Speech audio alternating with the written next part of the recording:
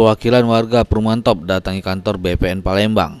Kedatangan dari warga ini guna menunjukkan surat sanggahan dengan pihak BPN Palembang karena adanya pengumuman dari BPN Palembang soal lokasi tempat tinggal mereka yang terkait dengan sengketa tanah sehingga warga jadi cemas.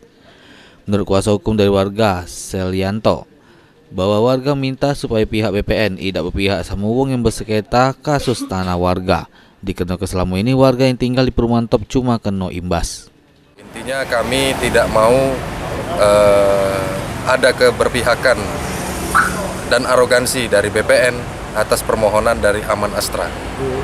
Ini ada berapa warga Kak yang merasa dirugikan dengan kasus ini Kak? Kalau warga yang terdata sekitar 200-an lebih Pak.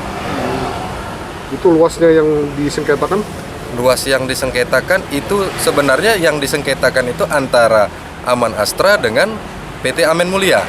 Sedangkan Menanggapi sanggahan dari warga, BPN Palembang melalui Kasih Penanganan Masalah dan Pengendalian Ahmad Syahbudin jelaskan bahwa sanggahan dari warga itu akan ditindaklanjuti oleh pihak BPN Palembang. Nanti kepala makanya ada buat surat untuk minta ini kepada Kanwil ada permasalahan ini.